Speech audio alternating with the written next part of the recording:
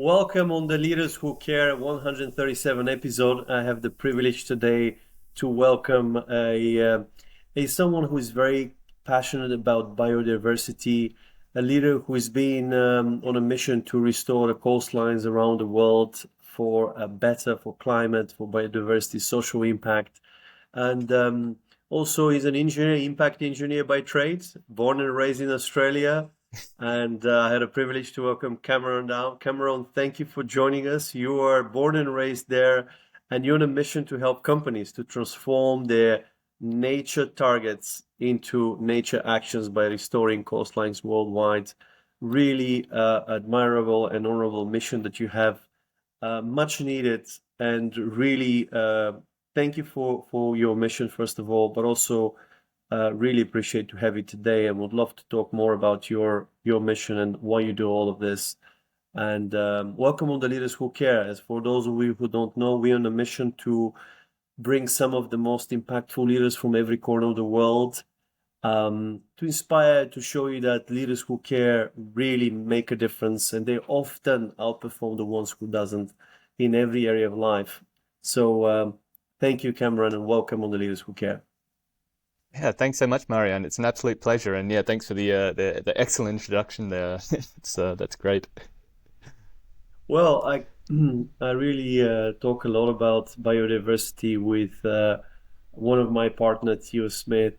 He's actually on a mission with neurodiversity, and he talks about how important it is from a brain perspective. We're all unique and different, but that links very closely to the biodiversity, and we need every piece of nature and difference to exist. But it looks like we've been on a downhill, and hopefully we could reverse that or stop that. So, when did you start that mission? That's such a bold vision and mission that you have, and why? So I guess it was something I'd always been, I would say, quite aware of. I mean, yeah, as mentioned, I grew up in Australia and very lucky to have a large amount of nature around me, and I was always going on, walks with my family through forests and this kind of stuff. And I think the thing with biodiversity compared to like these other crises, I mean, like climate and things like this, it's very visible. So I was always looking at animals, always hearing from my family and things around like how the ecosystem works to a large extent. I mean, it's a very complicated system, but seeing how that changes over time, even within my lifespan, like areas cleared for housing development, this kind of thing. And then as I started to travel, just seeing the state of nature itself and how it's being degraded, that really, yeah, really made me think, okay, what can we start to do about this? And so, yeah, I would say I began awareness around this as a child and always kind of had it within me to try and do something around it. And then that's essentially what led to me and my co-founder starting Inverto in 2022.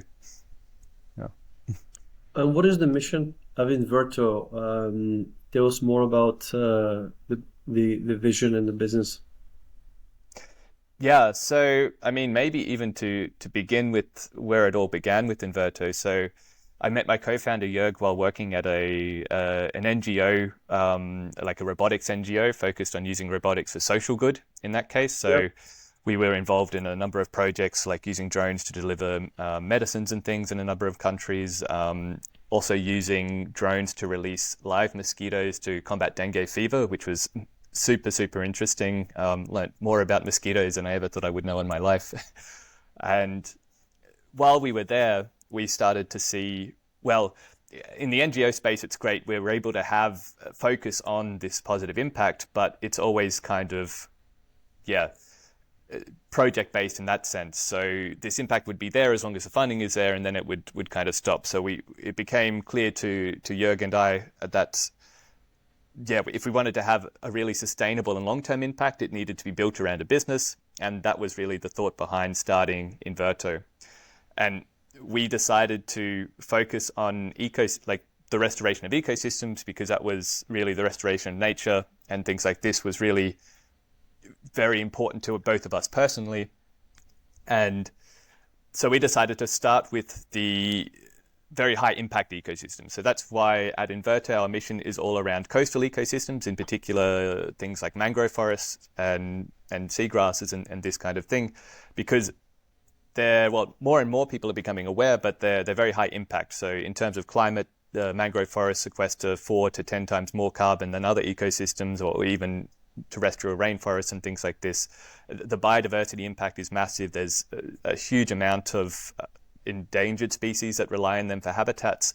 I also read recently a statistic, I'd have to double check the exact numbers, but in the order of 75 or 80% of all commercial fish species in some way rely on mangrove ecosystems. So very important just for fish species, but even for fish species that we rely on as people, which brings also the social impact of these ecosystems. They're important for the fishing communities that surround them. They're important for coastal protection from storms, things like this. So countries that are lower or at risk of storm damage and things like this, like Indonesia or Singapore and stuff, have a lot of focus on restoring and using these coastal ecosystems to help protect coastal infrastructure as well. So for us, our mission is around restoring these coastal ecosystems, but really not just from the climate angle, but for the biodiversity and social benefits as well that they bring. Yeah. I didn't know that. So you say the mango ecosystem is the one that it has one of the biggest impact on the coastal protection? Yeah, so mangroves. So these coastal trees. There's around 30 different Ah, species of these okay. types of tree, but yeah, extremely high impact compared to, well, all ecosystems are really important, but this is one per hectare is particularly high in impact. Wow, okay.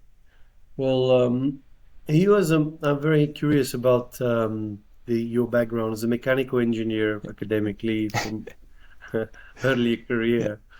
Um, Yeah. how do you make that transition to impact world? So it's well, it began almost quite early, I could say. So I originally studied in Australia, and during my studies, I did internships around the place and things. One of my internships was with the Australian National Research Agency, essentially called CSIRO. And there I went and basically did mechanical engineering for their marine and atmospheric research division. And there I started to see, well, actually, yeah, engineering, it's not just like building motors or like, yeah, helping with mining. That was the big thing in Australia, of course, but you can also use it for science and for understanding like the wider world as well. And that's super important. And I found that super cool. And then when I went to study my master's, so that's how I ended up in Europe, was I went to study my master's in Switzerland. And that thought kind of stayed with me that I could use engineering, not just in the stereotypical business sense, but really to make an impact. And then, yeah, while I was studying in Switzerland, I started to get involved in the drone space. And that was something that was very, very much up and coming at the time. And there was a lot of opportunity for this type of technology to have an impact. And for my master's thesis, actually, I designed and built a drone that could be used for medical delivery in Africa and things. So one that could take off vertically and things like this. And it wasn't something I'd considered before then. I just happened upon this project and talked to some people in this space talking about how this stuff really could have an impact on people's lives and things like that. And I just found that so cool and so meaningful to be able to use engineering and my background in this stuff to have a positive impact. So that kind of led to me doing working in a lab doing more of this type of drone stuff, and then working for a startup that was using drones for good as well. So they were based in Germany, but I was involved with them to do medical delivery projects in Tanzania and in Vanuatu and things like this. And that was just those projects really changed my life, seeing how this technology could be used to have an impact. And then that led me to working for this NGO, where I was again working as an engineer, but again, really dedicated to impact. And so from that, I guess it wasn't too much of a stretch to go from designing the tools then to starting this company around using these tools. And to some extent as well, we're still building different bits of technology to enable this impact in that sense. So yeah, a bit of You a curve, but the I would say the thread was always there, leading me in that direction. And you mentioned that one of the things you are most proud of is building actually the world's best automated mosquito release machine. That's like sounds like a super cool project. Tell us more about that. So that was super interesting project. So that was while I was at the NGO, and there we were partnering with an amazing group called the World Mosquito Program, and their mission is really to stop the spread of dengue fever and other mosquito-borne diseases. And the way they do that is to go a bit into the details, I guess, there's groups that are aiming to eradicate mosquitoes, and this group is a bit different in that they're not releasing mosquitoes to collapse a population. They're releasing mosquitoes that carry a natural bacteria that you find in most insects in the world anyway. But when the mosquitoes have this bacteria, they don't transmit dengue. So basically, to have this effect, to stop dengue being spread in an area, you just have to release a lot of mosquitoes.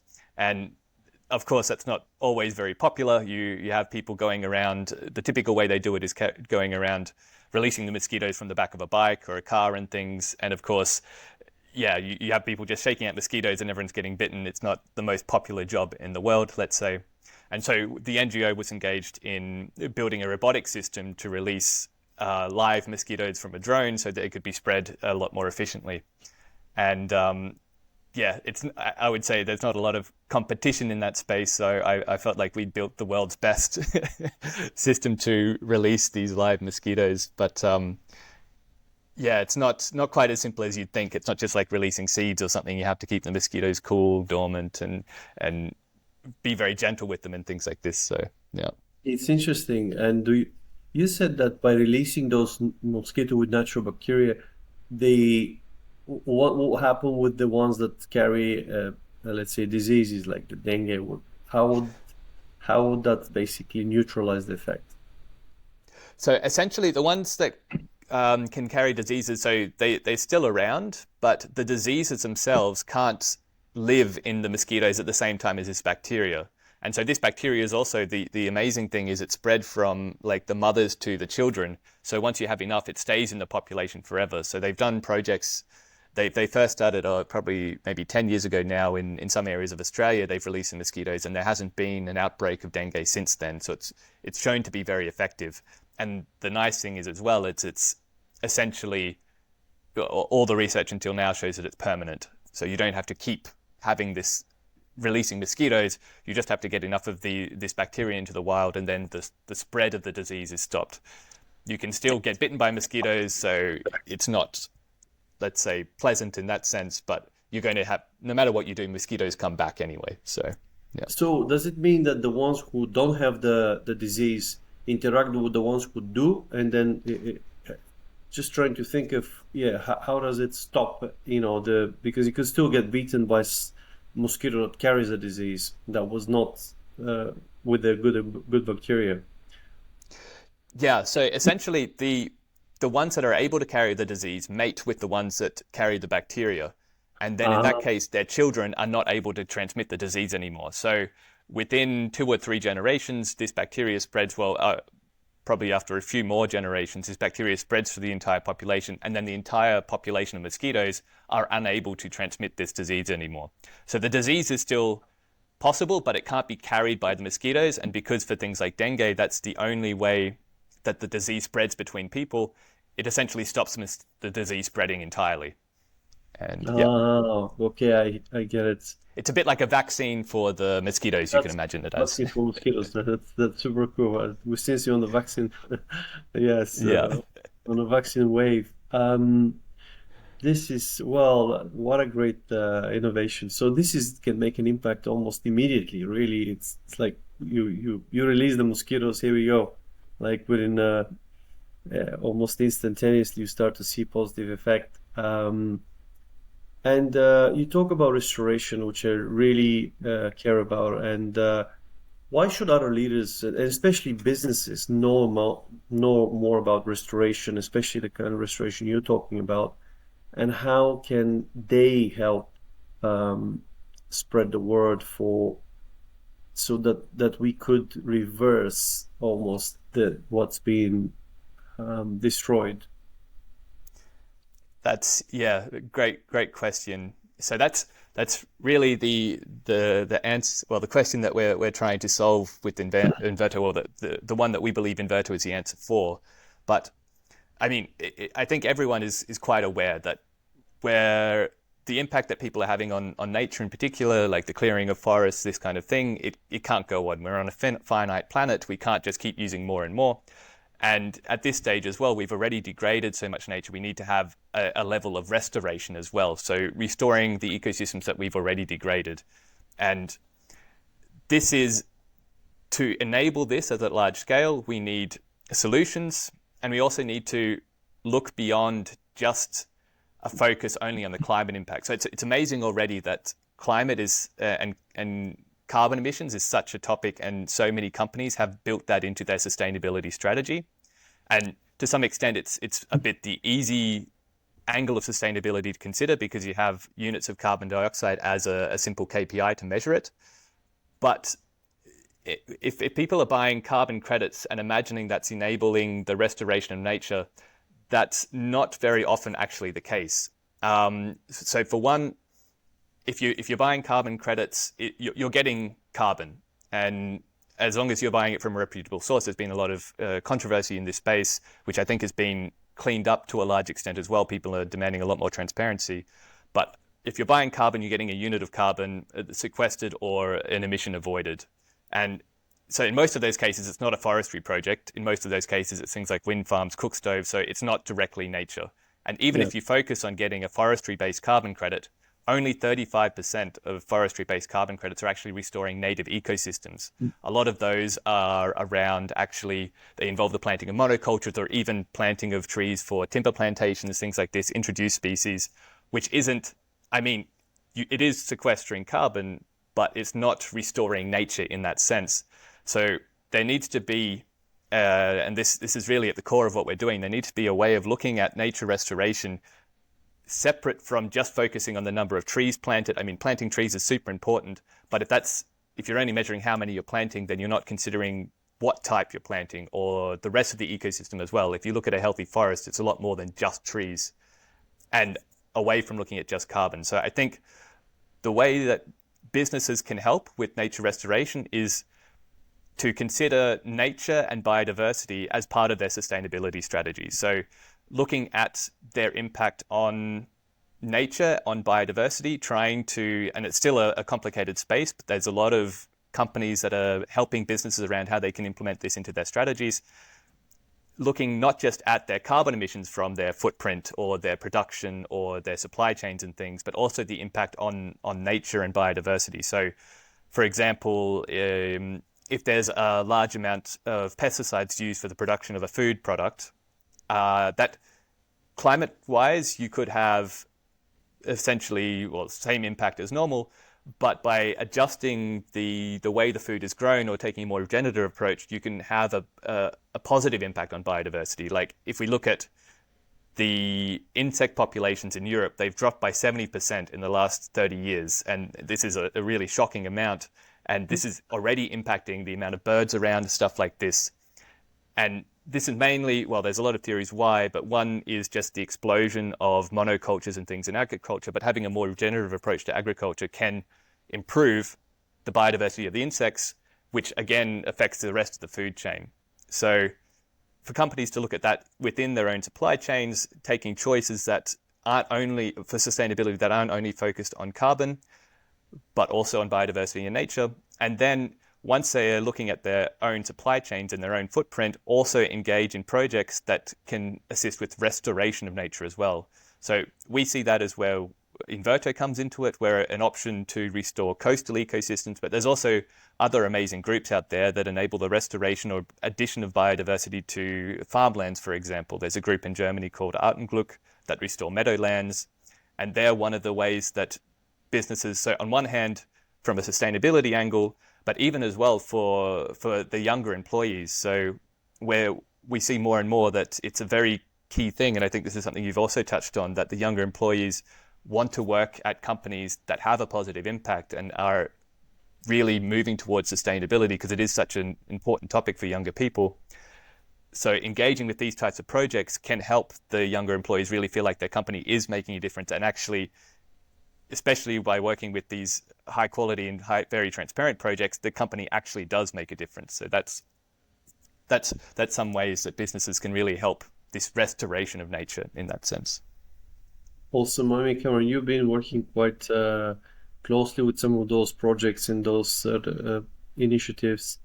Um, what are your thoughts on this? Is the future more hopeful, more brighter? How do you, or is it because we constantly hear a lot of negative, which is probably true in many ways, that there's an increased amount, there's not enough done. There's a lot of alarm bells are sounding. What did you, what is your take on this? What's the real situation? So it's definitely hard to say, and I think it comes down to whether, yeah, at your heart, if you're an optimist or a pessimist. I mean, some of the facts like around just the loss of, I mean, if we look at, yeah, the rate of climate change, things like this is, yeah, a lot of scary numbers there. Looking at the rate of biodiversity loss, so right now today, humans' impact on the diversity of species on the planet is roughly about 5% of the asteroid that killed the dinosaurs. And our impact is increasing. If we can continue at this current rate, we're going to be about equivalent in terms of our impact on biodiversity to the asteroid that killed the dinosaurs in about 30 years, which is quite frightening to say the least. We've already lost a huge amount of species, and the scary thing with biodiversity is a species lost is gone forever. You can't bring it back, well, easily. But at the same time, I think the thing that really gives me hope and makes me feel a lot more positive, and at my core, I'm an optimist, is we're all getting more aware of this. Like, even just on climate, you know, companies are measuring their CO2 output. That's something that wasn't even imaginable 30, 40 years ago, let's say. And today, the thing that gets me really excited is, yeah, people are becoming a lot more aware of biodiversity as a topic, our impact on biodiversity. And companies, like already today, 5% of companies have started to consider nature and biodiversity in their sustainability strategies, which 5 years ago was almost zero. And this is increasing. Every company we've been talking to have said, yeah, biodiversity is on their agenda. It's coming up. It's the next step after carbon, which is very optimistic. The thing, yeah, whether we're going to be able to turn things around fast enough to reduce our impact, that I'm not sure about. I'm hopeful, but yeah, this is something we're going to see in the next 30, 40 years. And some of these impacts, it's just at such a scale that they're not going to be truly clear the impact we've had for, yeah, it's going to be something, yeah, the later generations are going to see. And by then it's going to be way too late to actually make a change. But I think as long as we keep raising awareness and actually driving that to action, there's a lot of talk. I would say there's more talk than action a lot of the time. But as long as that really drives action and we can keep expanding this action, I think we have a chance. But yeah, it's tough. Well, the nature or planet has a way to deal with this. I think, you know, when it's probably too much over used, like, you know, probably during the dinosaur, I guess, you know, uh, something happens and it restores itself. So I think, unfortunately, this major storms, earthquakes, you know, disasters, you know, they do affect every one of us, and it's like sometimes an answer that we cannot continue that way anymore. And if we don't listen to those signals, they will continue to go even more. They will become even worse. So yes, we all need to do something urgently or daily, like a discipline, like what makes you fit. It doesn't go is not just going to the gym one off like the mosquito. You release them and that's it. I think what Yeah. it's important is to keep doing that every day. That's what will make us stronger, better. You said 5% is the impact since the dinosaur impact, but in 30 years will be 100% if we continue at the same rates. Yeah, so this is specifically in the rate of the extinction of species. So you can look at the impact of the dinosaurs from a range of ways, but it caused the loss of, I don't have the exact number, but the majority of species on Earth were lost. And we've already lost a huge amount of mammals, bird species, things like this. If you look at the bird species, even in some areas in Hawaii, they've lost a huge amount of the native bird species from the introduction of mosquito diseases. There's already been, some animals in it. Like if you look at the animals in Australia, a lot of mammals have been wiped out just from the introduction of species and things. And this is at a rate that's accelerating. I mean, there's some species, if you look at like the Javan rhinoceros and stuff, there's only like 30 of them left, and that's still dropping down. They're not going to, if this keeps up, we're going to lose these things in the next few years, which is, we have to do something around it if we want to keep them. That's the thing. Yeah. What every one of us can do, as a just a day to day, as a human being, not as a corporate, not as a company. So the way I see it is a lot of like, I mean, even on the emissions side, like the biggest emitters, right, are companies, but they're doing that because of the demand of consumers. And if we can just use less, I think consume less, that's one of the biggest ways that we individually can have an impact. This, of course, you can think, okay, well, me myself, if I just use a bit less, it's not going to change the world. But there's 7 billion of us on the planet, and we need to make sure that it stays livable for all 7 billion of us. We need to use a little bit less, particularly. I would say people in the more developed world. If you look at how the use of resources in countries like Australia and in Europe and things in general, it's several times the use of resources in less developed areas. And I mean, I'm not saying we need to live like we're in Africa and things, but we don't always need to buy new things all the time. We don't always need to take the plane for a trip that you can do with the train, for example, things like this.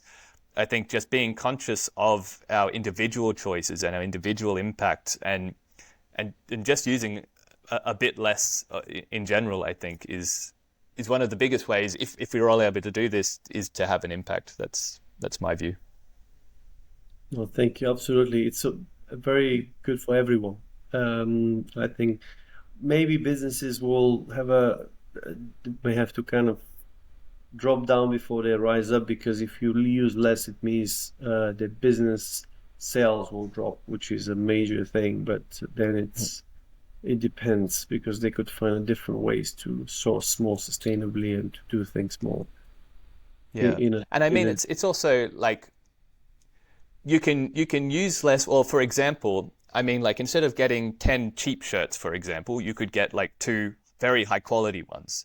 And in that case, you're still spending the same, but you're using less in the end of the day, and you're getting better quality. So in cases like this, like instead of, buying, a lot of low quality things, you can spend the same amount, but get some high quality things that will last longer. You'll use less resources, and that basically means that businesses can shift more away from just a focus on quantity to more towards quality. Yes. And you're right, it does have an impact, but I think there's a lot of room for business growth on a quality side, let's say. Yeah. But Well, I guess if doing this on a day in, day out basis could be also quite tiring and exhausting. How do you take care of yourself? I think the thing that I most enjoy when I'm trying to reset, let's say, is to go. I like hiking a lot. I'm fortunate to live right now in Switzerland, so I'm very lucky to have a lot of good opportunities for hiking. But just walking out in nature, being completely disconnected, not having my phone on or anything, and really just seeing some sights, being out in nature, experiencing whether it's raining or whatever, but just getting outside and seeing the world away from just sitting at a computer screen. I think that's the thing that refreshes me the best, I would say. Excellent. And I always, I love Switzerland for a number of reasons, but do you see an impact there as well on the biodiversity, on really the climate change? What is your view on this? because they tend to be very well more protective than most. So it's yeah, Switzerland's an interesting case. There's a lot of action and a lot of awareness around climate and the impact on biodiversity as well, because actually it's one of the places where the impact on climate is most visible. I mean, if you look at any of the glaciers in Switzerland and you look at a photo from even 5 or 10 years ago, it's extremely visible. There's even just this year, I read about one of the ski resorts shutting down because they just didn't have enough snow. And this is, from everything we know, it's going to increase. There's going to be more people actually having their businesses and livelihoods affected by climate, which isn't the case everywhere, actually. For some people, it's going to take a longer time for their businesses to be affected by climate. In terms of biodiversity, that's also quite interesting. So there's definitely, like, the loss of insects is something, and that seems to be resulting from the explosion in more industrialized agriculture. That's very visible. There's a lot of keystone species like wolves and things like that, which were extinct in Switzerland. But at the same time, there's a lot of awareness around it. And so there's actually some high profile rewilding campaigns where they've brought back in, reintroduced wolves into Switzerland, or reintroduced, for example, the bearded vulture and things like this. And now people are, instead of, like 50 years ago, people were shooting these animals, but now they're more aware of it, they're looking after them and supporting it. So I think there's very high awareness in Switzerland, which is very good, and there's some actions being taken, which is, yeah, also very inspiring. And yeah, I hope that trend can continue, let's say. Wonderful. And what are your hopes for the future? If there's one thing you have all unlimited resources and an ability to change, what would that be for more caring, for more biodiverse world, I guess? I think if I had unlimited resources, the thing I would love to see is, like, a lot more conserved and protected land. I think that's one of like, there's recent studies showing that the expansion of national parks and conservation projects actually does work to slow down the loss of species. And especially in a lot of places, this conserved land isn't properly protected. So you still have a lot of poaching in Africa or in Indonesia and things. And having it better enforced and having larger areas of protected land. So even not just on land, but also marine parks. The thing is, until recently, a lot of marine parks, there was allowed, like, a large scale fishing and things. So actually protecting and yeah, changing the activities of people around these parks to properly protect the biodiversity within them. I think that's one thing. If I had unlimited resources, that's the thing I would be trying to do, because it's also something you can do. You can even start at a small scale. So we see some of these, like, foundations and things, like I think it's the one from the family behind Patagonia has started a national park in Chile, for example, which is actually having an amazing effect on conserving and protecting that ecosystem. And even on a farm scale level, so if a farmer puts aside a small bit of its land in Australia, for example, to protect and conserve it, that has an impact, which is yeah,